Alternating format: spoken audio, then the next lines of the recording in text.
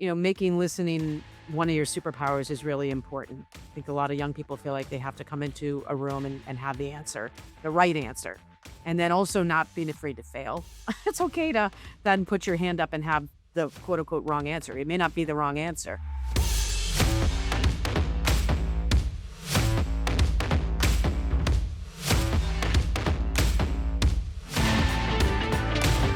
Welcome to Building Brand Gravity. I'm Steve Halsey.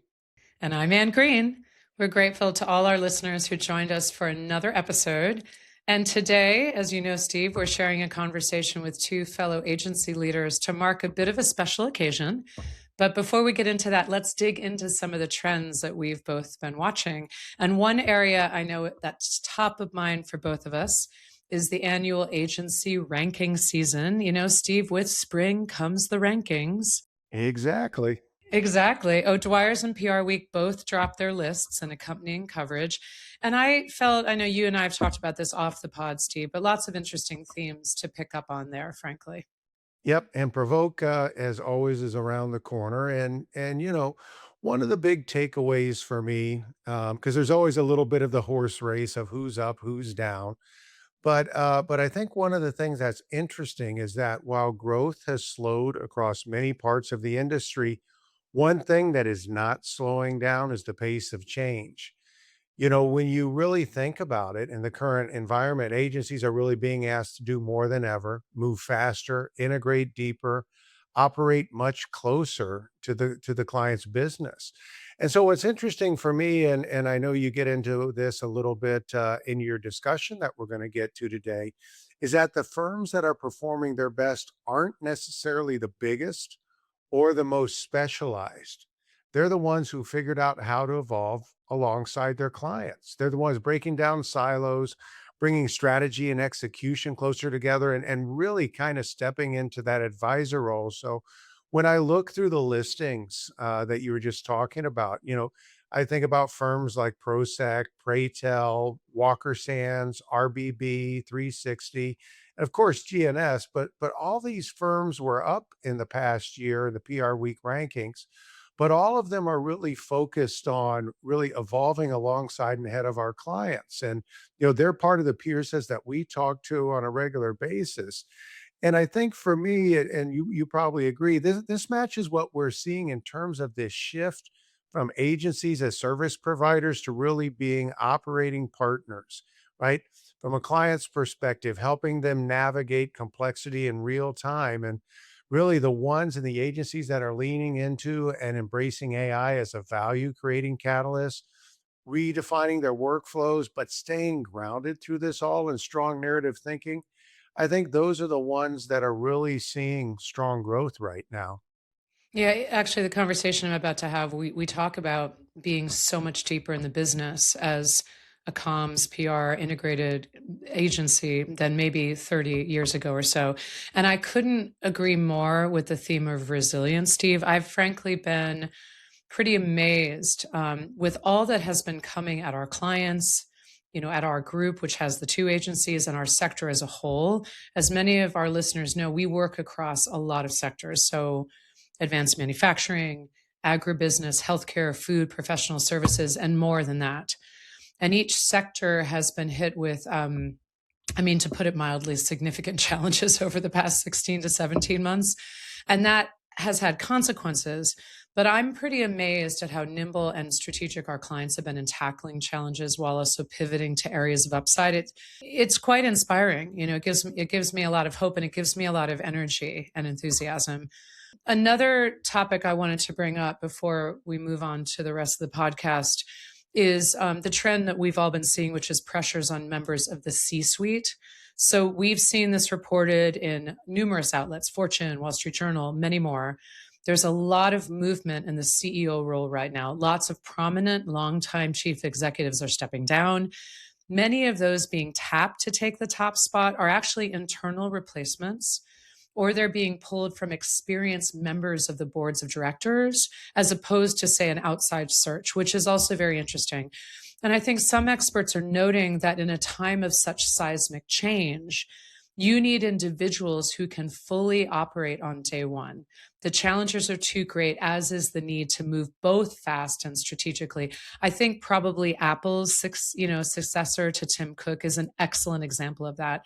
And that changing of the guards, so to speak, certainly seems to extend down and throughout the C-suite. I'm thinking of the ones that we may be closer to: chief communications officers, chief marketing officers, new senior technology or AI roles, and things like that.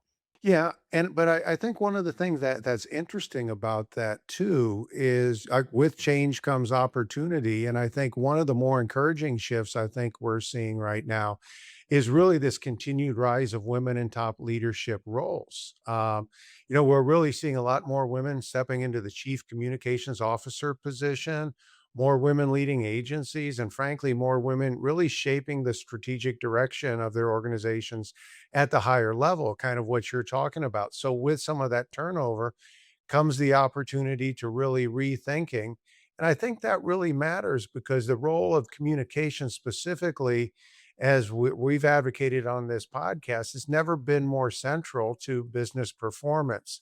So as we're thinking about reputation, trust, and narrative becoming more core to how companies operate and grow, it's really those leaders that connect those dots the best that I think are stepping forward and are going to succeed through all this turnover and change. So again, while there's a lot of change happening at the C-suite, there's also a real opportunity for CCOs and agency leaders.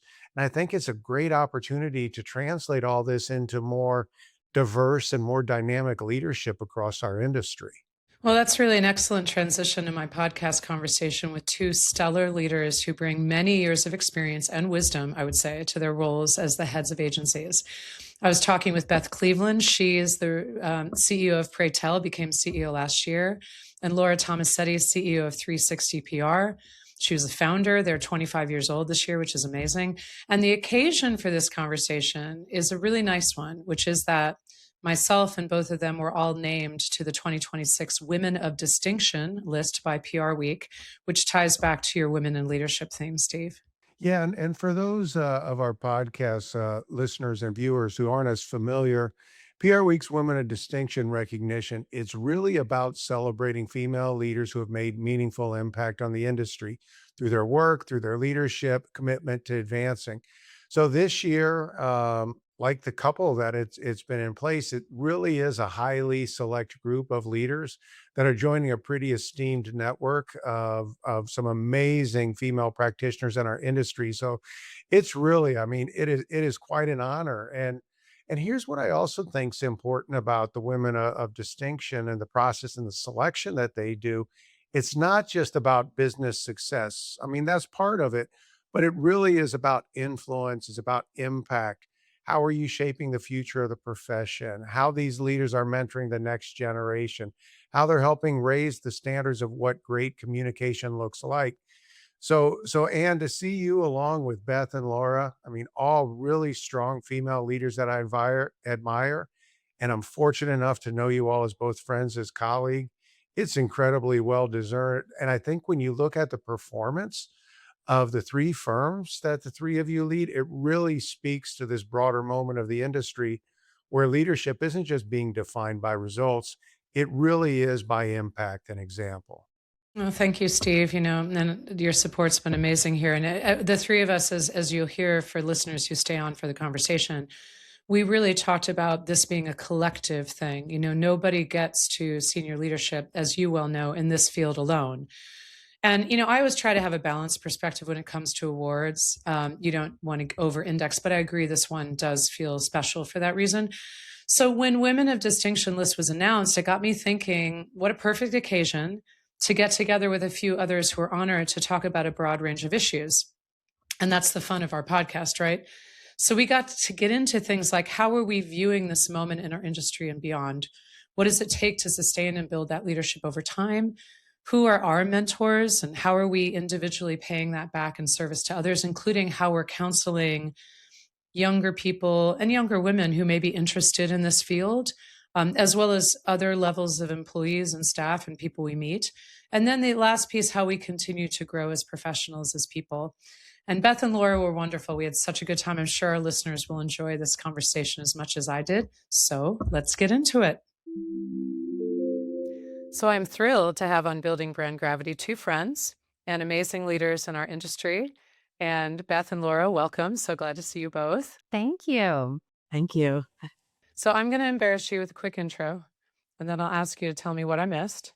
So Beth, for our listeners, if you don't know her, check her out. 20 years of experience in communications. She founded and ran her own firm, Elm Public Relations, for a number of years before merging with how you may know her today, which is Praytell back in 2013. And wow, Praytell has really grown since then, Beth. I mean, 170 some employees, multiple offices, but most importantly, you took on the CEO role in 2025. So congratulations on that. And I've had the pleasure of getting to know you through our PR Council CEO cohort, and it has been a delight. So welcome, Beth. And then Laura, we've known each other for many years now. We're trying to figure out 10 years, 9 years, 12. I was thinking it was longer because I feel like I've known you forever. Such a trusted friend. Also, another CEO cohort person that I definitely see in a circle of trust. But Laura started in DC, working at some very large agencies, big clients, founded 360 PR Plus in 2001, where you remain CEO today and a partner. And congratulations, 25 years this year, Laura. Can you believe that it's been 25 years? Some days I can, but thank you. Thank you. Yeah, one of the things we're going to talk about today is sustaining a career, sustaining an agency, the relationships we have with clients and others. And I just think that's really amazing. But just to add a bit more to my top line bios, what did I miss? What's one fun fact from each of you and anything I missed from your bio? So Beth, go ahead. Anything fun you want to share with our listeners? Okay. All right. Fun fact. Well, that was an amazing bio. Thank you. I appreciate it. And I guess my fun fact, since so much of Praytell's work today is consumer centric, really doing kind of like creative centric campaign work. I actually started out in high tech science communications, which is just, really, really kind of an interesting way to kind of enter the industry and cut your teeth, working with folks like Walt Mossberg and Stuart Elliott and others that really helped shape how I approached the world of public relations. So that was really, really fascinating, kind of an interesting way in. And then to move to the consumer side, I was like, wow, okay, this is like a different thing, but some great foundational elements that really, really kind of kick things off. And then my other little fun fact, which is more just fun, less bio, I always have semi-sweet dark chocolate chips in my top drawer. My staff love it, laugh about it, but it is like, don't overthink it. It's a great afternoon pick-me-up and always my go-to. I love that. And I also have little mixed nuts and dark chocolate in my drawer. So I think we share that. It's just like you got to have it, especially when we get stuck on calls. So yeah. Exactly. So how about you, Laura? Anything I missed and any fun facts you want to share for our listeners? Thanks for the intro. First of all, so great to be here to talk with you, Anne, and you, Beth, too. But I think just one thing that I carry with me as part of my career, I spent a little bit of time in-house and for Hasbro, and then also for a nonprofit organization. And I think that perspective it's been helpful in forming what I do at 360 and taking that 360 approach and just sort of understanding a little bit more about how our clients navigate their day. I spent a lot of time in meetings and I always thought about my agency as having the fun part of the job. I love my time in-house and have stayed close with a lot of friends and colleagues from Hasbro, and Hasbro was actually our first client. So it is important to me to mention. And I guess on a fun fact, let's see, I met my husband in PR. So you mentioned that I started working for some agencies in DC. I worked for Omnicom agencies, and he and I worked at Porter Novelli together for a couple of years. And he came out of news. He was working at CNN in DC and pretty quickly decided that PR was not for him. But it's been nice over the years because he's had that time on our side of things. I don't have to explain things ad nauseum, when it's been a long day or when I have a particular challenge. He seems to have some insight to what we do, which is nice. That is nice. As some listeners know, my husband is a professional musician. He's a drummer, so our worlds are very different, but he is such a proponent of everything we're doing and he's so engaged. But it's nice also to have spouse who gets what you're doing. And I love what you said, Laura, about I've been Kim Sample of PR Council and I both call each other like agency animals. I've been an agency person the whole time. But I think it's amazing what you're identifying about that empathy and compassion that we need to help our agency side people understand of what it's like on the corporate side and the kind of relentlessness of that day. So I think it's wonderful that you can give that context. And speaking of context, the reason I gathered us today is because of the PR Week Women of Distinction list that came out this year. And congratulations to you both. I was very honored to be named as well. And there's so many amazing women on the list. And I was thinking about the fact that what a great opportunity to get a few of us together. You know, I've known you both for a while now. And and this one felt a little bit meaningful. Our industry is awards crazy, love awards.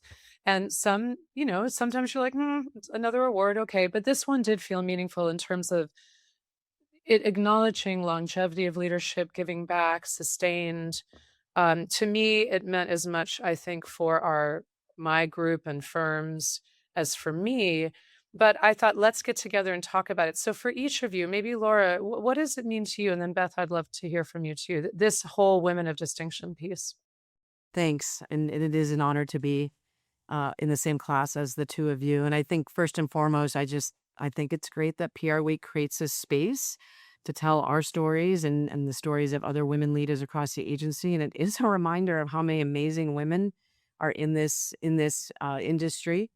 So that's I think first and foremost. And there's a personal element, of course. I have, and from an agency standpoint, and I felt like you. This is very much this is not just my win. This is agency's win, particularly in our 25th year. It felt really meaningful. And it's not about egos, right? Because we don't do this by ourselves. We do this with a lot of people around us. And so I am thankful for my work family, but also the support of my own family. And in particular, just want to mention my mom, who passed during the pandemic. But you know, for many years, she was really my champion. And when I was growing up, it wasn't about like, you know, I really want you to get married. It was she always assumed that would happen, that I would find a great partner. But it was very much about the career. And you need to have a career. You need to, you know, do something that you love. And I think for women of her generation, that was just super important because some of them had that and some of them did not. So shout out to my mom. I love that. I love that. I remember starting at Burson Marsteller, I met some women who were kind of two generations ahead who really sacrificed a ton to fight their way into a seat that wasn't just a secretary. So that's a very recent memory. And I love that kind of advocacy. What does it mean to you, Beth, you know, seeing yourself on this list? Well, Laura, so well said. I will add to that in that I think the timing of this, I was president of Praytell for 12 and a half years, doing a lot of the same job I'm doing now, but moving into the CEO position in August and, you know, having recognition like this so early on is certainly such a nice confidence boost and just nice recognition for, as you said, Laura, the whole agency and just all the work that goes into where we are, you know, as a mid-sized agency. So that has been really lovely. I did send it to my mom as well. Very proud mom out there who, of course, couldn't log in, and there was a whole, you know, we figured it out. But you know, it is funny. Even at our age now, I'm still text my parents, remind my husband I'm distinct. I've reminded him daily, and that is really sinking in too. So. But no, such an honor. And I think it was really fun to read everybody's stories. I was picking up little tidbits and learning, reading all of the great kind of insights from the folks recognized. I wanted to hear both of your reflections. I mean, it's amazing to have two experts like yourself. The more of us that bring our views to the table, the more we understand what is happening in a very uncertain time. So when you look at the industry right now, a lot of change going on, a lot of consolidation, which we've seen waves of before, huge technology shift, geopolitical. I mean, this crazy world right now, right? So what for each of you, and maybe Beth, will start with you, what feels very similar and recognizable about our industry today versus what feels like real change? And, you know, answer that however you'd like to. Well, I'm going to save AI for I'm going to put a pin in AI for the moment because that would be the first thing on my mind. But I have been thinking a lot over, I would say, the last 2, 3 years on, like, my early part of my career and what are kind of the similarities or patterns that we can learn from in the current state of change, and specifically thinking about media consumption and the shift from, kind of what's happening on the publisher level and reporters becoming fewer and fewer, but it is kind of taking a new shape, right? Like more social first, new emerging platforms. It's video first. It's people, people reporting on the news, reporting on the reporters. But all of that, like looking back at the shift from print to digital, and kind of, I looked a lot at like, okay, not the same, but yet a big change, right? Or it felt like a big change to clients when you're on the agency side and you're like, look, USA Today is not going to report this in print. We know this is your big launch, but they can do digital. What do you think? Here's why it's interesting. It will be logged on the internet forever. And at the time, our clients didn't want that, right? They wanted the like really thing you could hold and hang it up in the office. And I think about that now in terms of how do we give clients confidence? How do we look at those small wins? We got to test and learn, because you can see things evolving into something new. And so I've drawn on a lot of that from kind of those patterns.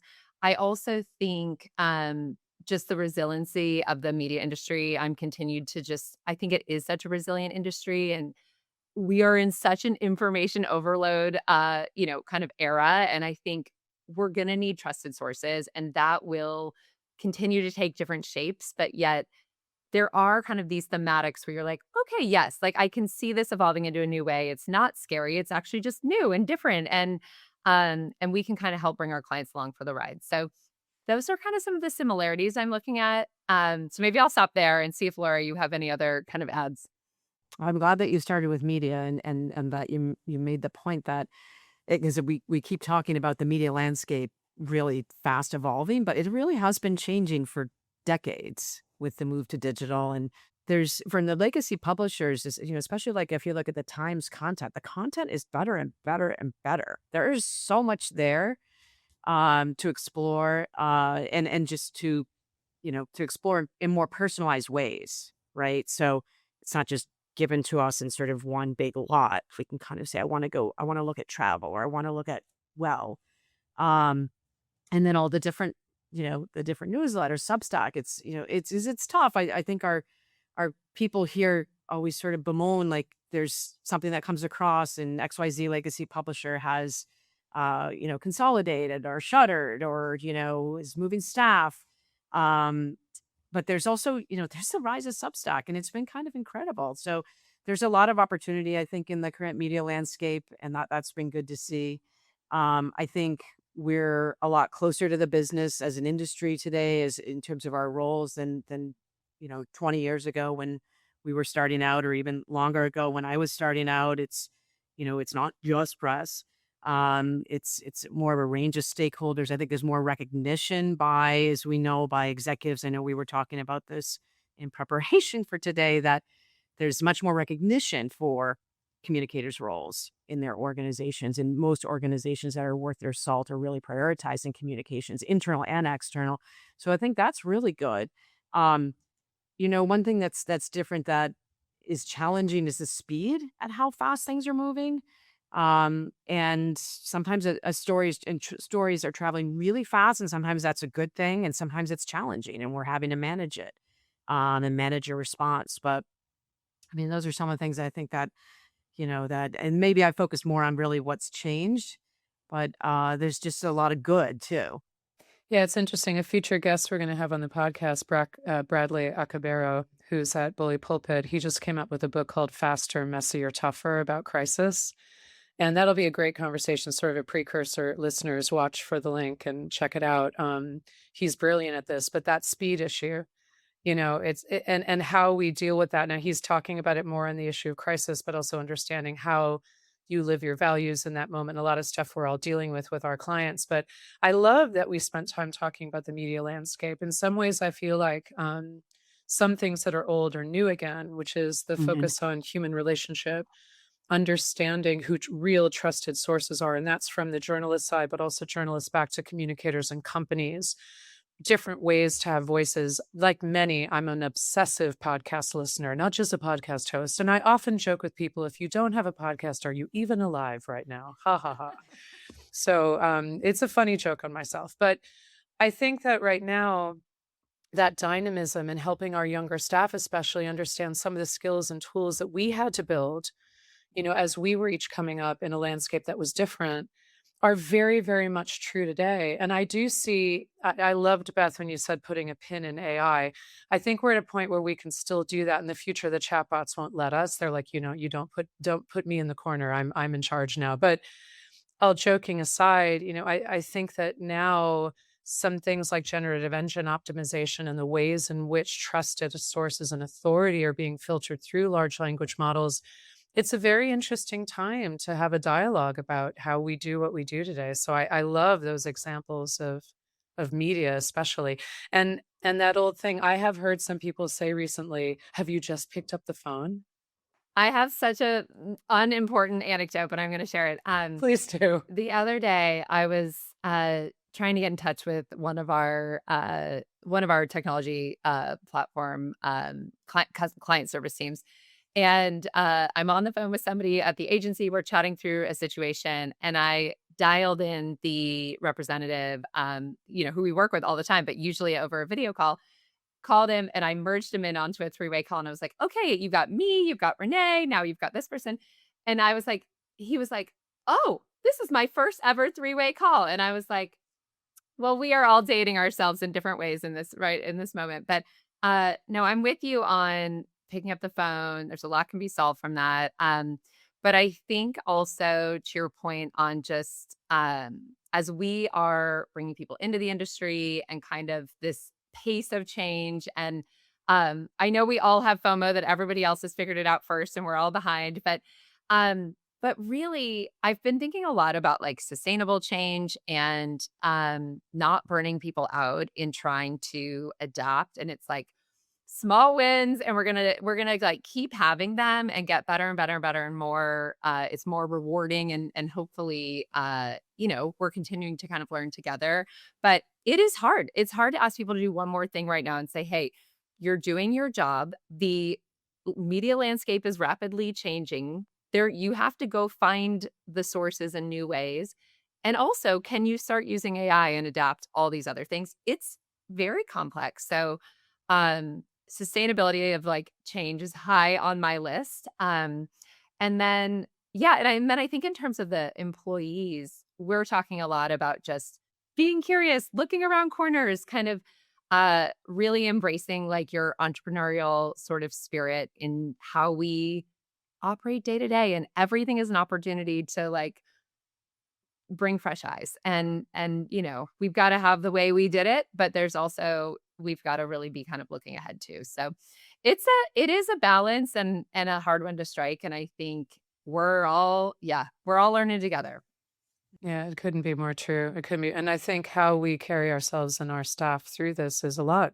There's a lot of mental load and a lot of intensity.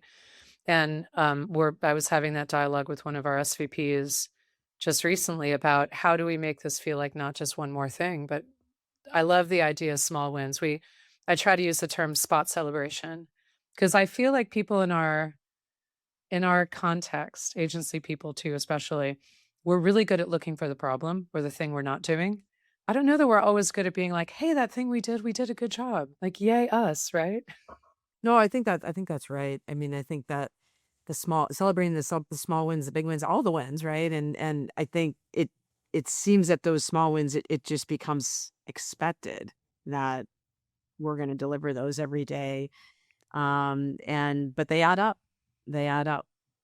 It's true. It's true. So as many know who might be listening, with the Women of Distinction, PRWeek did a very fun Q&A. And I remember I spent quite a bit of time with it, had to think about it. Then they killed me with the event that's coming up in May. They asked for a walk-on song. So that just melted me down for quite a long time. That was a lot. So, but in terms of the Q&A, one of the questions, I just want to hit the two of you with some of these questions and see what you share, because I really loved the responses you had. It was really meaningful. So they talked about mentorship. So Give an example of, and maybe Laura, you can start an example of mentorship in your past that really helped you come along in your career, maybe in even ways you didn't expect. Yeah. Yeah. I feel like I'm super grateful for the many mentors I've had across my career, men and women. And I guess if I think about it, my career in sort of different segments, different phases, different chunks, I go back to my time in Washington and early in my career, my early 20s, mid 20s, I guess until I was about 30, when I was at Porter Novelli. And that was just a really transformative time. I mean, you're coming of age in your 20s, you're starting to figure out, I really, is this something I really want to do? Is it going to stick? And it has, obviously. And I was one of those people that I came into an agency. I was really grateful that I started in the agency, and I did leave at one point, but I came back, and I'm really pro agency. But I was working across a number of teams, so I had not just one, not just two managers, but four or five. And I was always good at that juggle, and sort of figuring out what worked for different people. And as a result, I look back at my time at Porter, and it was just a really special place in DC. I was just on an email chain with Bill Novelli, and they're talking about another reunion, which is super exciting. But I had three or four mentors there, managers who really were also mentors.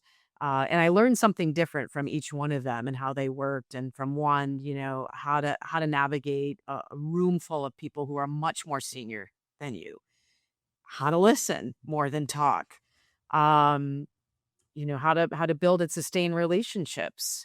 We talked about, what's sustainable and how do you sustain relationships. So that was a really important time for me. But then years later, when I was building 360, I was fortunate to meet both Margie Booth of M. Booth, of course, and then Doug Spong of Carmichael Lynch Spong at the time, and now is CL Relate and part of IPG. And I just admired their organizations for the work that they were doing, but most of all, for the cultures that they had both built that enabled that work, that creative work. And they were just both really good at building great cultures, best agencies to work for, best agencies of the year. And they were just very generous with their time with me. And I like to think that we have emulated at 360 a lot of what I learned from Doug and Margie and others. And I think this is a really generous industry. You two are an example of that.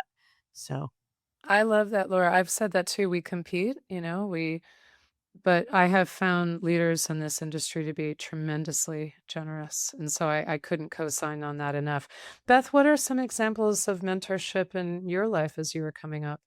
Oh my gosh. I was reflecting on many as Laura was talking. I have a couple thoughts. Well, I was independent for a good chunk of my career. And so I frankly learned a lot from my clients, which was interesting. But as a young kind of entrepreneur, those were a lot of the kind of executives I interfaced with. So there were some really great executives that just by osmosis and being around, I learned a lot, picked up a lot of things. But this one woman, Darcy Provo, who was my boss, my very first boss in San Francisco, was just the most amazing, generous leader. She would pull me into her office when I would write a press release or really kind of deliver something to her, and she'd have edits, walk me through word by word. Why did I strike this out? Why did I change it? Um, and then eventually, pretty kind of soon after, I got to go to pitches. I was helping win business, got to lead my first account as like an AE, which now in my shoes, I look back on and I'm like, wow, that is kind of insane. They let me do that. Even like, it's a lot of trust. And I also think like pushing people out of their comfort zone in a way that like you can rise to the occasion. And so that was very informative. And then years later at Praytell, we actually brought Darcy on as a consultant to help us with a pitch that we needed. She would always joke and say she was the gray hair, which I don't think she had gray hair at all, but we brought her in to come to a pitch with us, and we were going through the presentation and pitching our ideas, and she just like wildly started clapping and cheering during the meeting, and she was on behalf of Praytell, so that was a little And the client, I don't think the client was as amused. And Darcy, I don't even think we won the business, but she was just always our biggest cheerleader. I'm still in touch with her today. She was one of the people I text when this award came out. And, I think mentorship, it is giving people those opportunities. And I am thinking a lot about in getting people in the rooms. And we're pretty intentional, I would say. Like, we try and bring the team, we try and bring the full team to a pitch that's going to work on the business. We know clients don't want to meet a bunch of senior people that aren't going to be doing the work. So but like, how do we do more of that? Because I think just so much of that learning is sitting there listening to leaders, listening to the QA. How do you navigate those tough questions? So yeah, I definitely want to do more of that too. No, I think that paying it forward is so critical. So I love these stories of how we're mentored. I mean, as I mentioned earlier, I met some women who are quite a bit older than me at Burson. One was Sarah Lee Slonsky, who had been a pioneer in food and wine PR, helped to found Les Dames d'Escoffier, and then pioneered pharma comms. And then she was a freelancer at Cooper Katz helping us, and it was really special. But I knew what she sacrificed to get there. She was very clear about that. The other thing my father had told me, both my mom and dad are passed now, but my father always used to say, don't travel too light. And that I take that as a mentorship thing, because what he meant was really appreciate the relationships you're building along the way and Mm. nurture them. And I was always feeling like, oh my God, I'm going to travel too light. I'm going to do that. I'm going to make that mistake. And now at 55, I find myself in quite a rich place of relationship, and in a place where the idea of networking or of making relationships is really more joyous. It's about meeting new people. And so one of the things I've been trying to do in giving back, and I'd love to hear, what you folks are doing. I do a lot of mentorship of younger folks from my alma mater at Vassar College. I'm there every year for this program called Sophomore Career Connections, which is such an early time. And I'm running the advertising, marketing, PR cohort, so they can be like, what the heck are these jobs? But Laura, what are ways that you think about giving back? And because I think part of this is, how do we want to attract people into this profession that's changing so much too? No, it's great to think about, and I think there's different, ways to mentor, if that's part of what you're asking about at different stages. As you mentioned, students, I certainly speak with a lot of students about coming into the field and what to expect and what to emphasize that they've done that is relevant for what they might do, if they're coming into our industry. And then there's people that are already here. And one of the things I really like to do is, I call it walk around management, walk around mentorship. Before I sit down, I come into the office most days because I do like to see people in person. I think a lot of that you can do some things across the way on screen, but there's a lot of things that you miss if you don't talk to someone in person and pick up on the nuances of what they may be experiencing on a given day or coming off of a weekend. So before I sit down at my desk and sort of buckle in for the day, I do my walk around and I talk to as many people as I can, whoever's in early, and also who's ever in late. Whoever's in late at the end of the day too, and might just be stuck at their desk and have that conversation out. How are you doing? What are you working on? And this is a lot of times, I think younger people don't want to see themselves as a squeaky wheel. They don't want to put their hand up. They don't want to suggest that maybe something's not working. So I think being that person that can kind of clear that barrier and ask a question and engage them. How's it going? Is there anything I can help with? And, geez, that sounds stressful. Have you talked to so and so? So I think just sort of breaking down the barriers is really important. And I really like that walk around, those conversation opportunities that I would consider are a little bit more informal mentorship in addition to the formal mentorship that we can do at 360. I also just, in the number of years I've been in the business, I I'm in a mentorship situation with clients too. We have a lot of clients that you talked about this at the top end that have incredibly stressful days and don't have a peer to run down the hall to. One of the things that we're really fortunate about in an agency is that there are other people like you up the hall at your level that have been there at different levels that have been there, done that, and can share their experience. So I think, being able to talk to clients too and what's happening there. How can I help? Here's what I would have done, or gee, I went through something like that. Sharing that experience, and then also I learn from my clients too. So I think the mentorship can be done at different levels and in different ways, both in our organizations and outside. Yeah, and some of it is just, and even among peers, how do we help each other? How are we there for each other? I think what you said, Beth, about who's in what room, bringing more people in. What you're saying, Laura, about Mm, recognizing where people yeah. do or don't feel like they can speak up, or how empowered they feel at different ages, how sensitive you are. It is an interesting thing navigating this hybrid world. It's a little bit different, but understanding that mix of in-person engagement. I've been really focused on this question of how do we release more capital for really meaningful in-person engagement, and bringing people together. And we'll be investing quite a bit this year in flying sector teams in to be together, and but it's an interesting evolution. But I love the idea, to me, and I'd love to hear your guys' POV on this. It is a changing industry. It can be challenging. Agency life can be challenging, and the corporate side can be challenging too, right? I always say grass is green and brown on both sides of every fence, good and bad, right? But I do think for me, this field and what I've enjoyed about growing in it, and I surprised myself in being a business person. I was much more liberal arts. I thought I'd be a university professor. This wasn't my plan. But I've loved the intellectual curiosity of this field, all we've learned about it. I mean, the three of us together could probably talk from now until the end of time about all the things we've learned about industries and clients and such. And then the interaction with people in an agency, you have 3 to 4 generations at any given time. And the kind of multi-level learning and mentorship, and with clients too, Laura, it's really, to me, still that kind of, and problem solving and creativity. Those are the things when I talk to younger people that I feel are very alive, especially given the integrated nature of the work we do. What are some of the things, Beth, you might say to young people of any kind that would be thinking about marketing or comms or branding, PR today?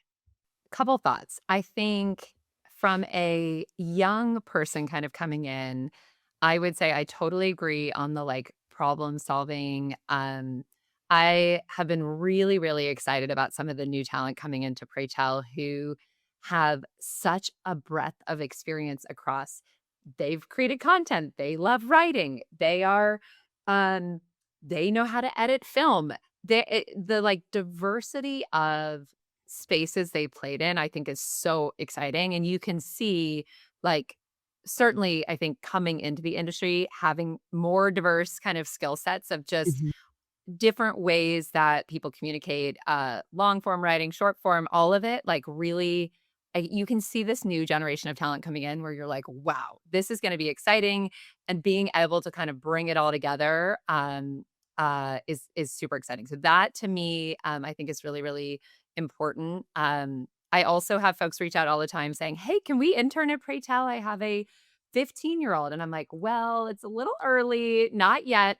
Um, but I have said, like, go work in the service industry. And I think that's like a little bit shocking for a parent who wants to resume build for college, which I fully get and I understand that. But the understanding how to deal with people and manage those problems and figure out how to get a win. And we at Praytell talk a ton about just service industry kind of acumen and like what can you learn from like a really amazing restaurant. So service is, I think, just having those people skills, especially as kids are spending more time on their phones, like really understanding kind of how to work with people is super critical. Um, and then on the mentorship side, I just wanted to mention, personally, I talk a lot to more of our up and coming leaders about like really understanding their superpower. And we just are off of annual review. So it's so top of mind for me. But kind of looking at all the different skill sets of somebody and going like, oh my gosh, this is your like what makes you uniquely special as a leader, as an employee, and leaning into that and like figuring out how do you kind of craft around that versus us all trying to be the same kind of leader. I think I mentioned this to you, Anne, of in my past, people were like, don't smile as much, have more of a monotone voice. You're just too happy. Like I've gotten just kinds of feedback along the way of like, be this thing. That is so unnatural to me. And then I just get I don't know how to be. It's truly not who I am. So, it's taken me a very long time to learn that, like, it's way better to be your authentic self than try and be something that you're not, and that's not very inspiring as a leader if you're not you. So, I do think kind of anyone along their journey, like, starting to kinda understand, like, wow, this is something I uniquely bring to a team, to a client situation, and really kinda leaning into that, and, like, how can you build around what makes you special? So That's so important too. And there's so much discussion today. You see it in Harvard Business Review about CEO skill sets. And I'm not talking about, folks like us. I feel sometimes I'm a CEO in a little pond, but still it's transferable. But this idea of emotional intelligence, compassion, empathy, gratitude, connection, sharp, you have to be sharp, direct, being direct with people, but being that self that people can sense that you are, bringing as much of yourself as you can to it is very powerful today. Laura, what are the things that when you think about people entering the profession or you think about your younger employees, what are those things that light you up about this work? And as hard as it can be, right? It is not easy. I mean, so many thoughts, but first off, that communications is not only an industry, but it's a foundational skill. So wherever you may dream to go, communications is a great place to start. And I think for many that, that come into the field, it sticks. And one of the reasons why it, for me, and I think, for both of you too, that this is a creative business. And, whether you're in consumer, you're in B2B, you're problem solving, you're tapping into your curiosity, your intellectual curiosity. Every day is different. Every day is different.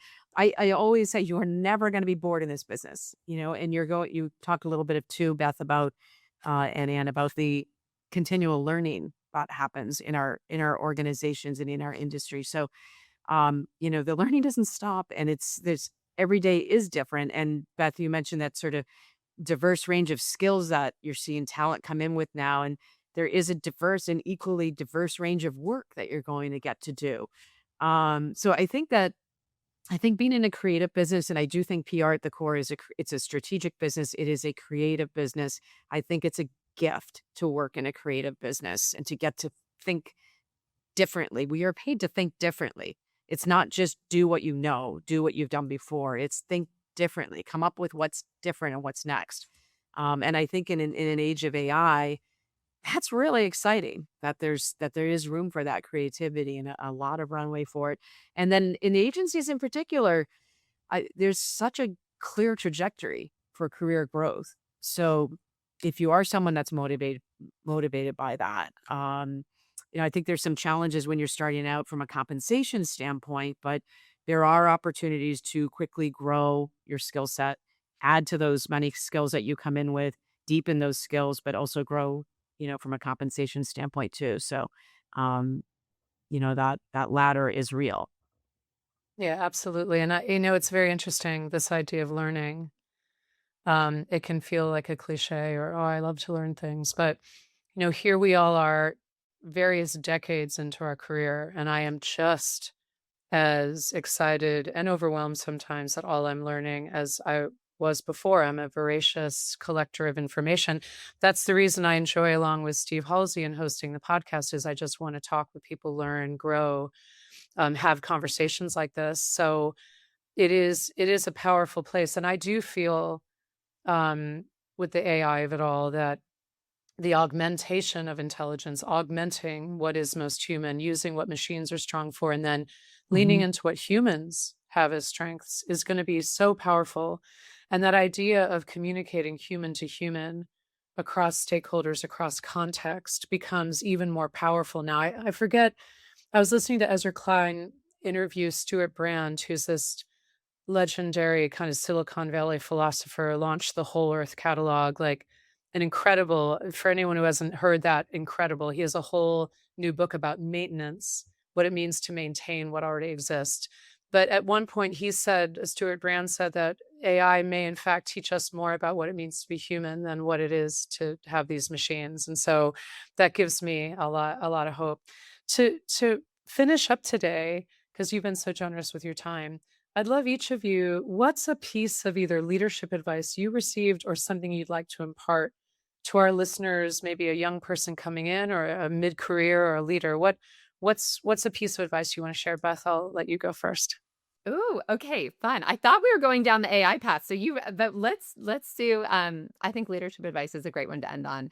Um I will say, I won't go into the whole thing, but in my career, I had a lot of turns I was not expecting. I moved to a small market unexpectedly, felt like my big agency comms career was kind of falling a wayside. And I really um eventually came to the conclusion of like, look, it is possible, go for it. And just start kind of trying some different things and eventually it'll stick. And so um, that is kind of how I started my first agency. And I do think like as you come into a field like communications where there's such diversity of work, it is really about leaning into your strengths, but continuing to just iterate and try different things. And I think it will start to kind of stick and you will start to find kind of that trajectory that you can keep growing around. And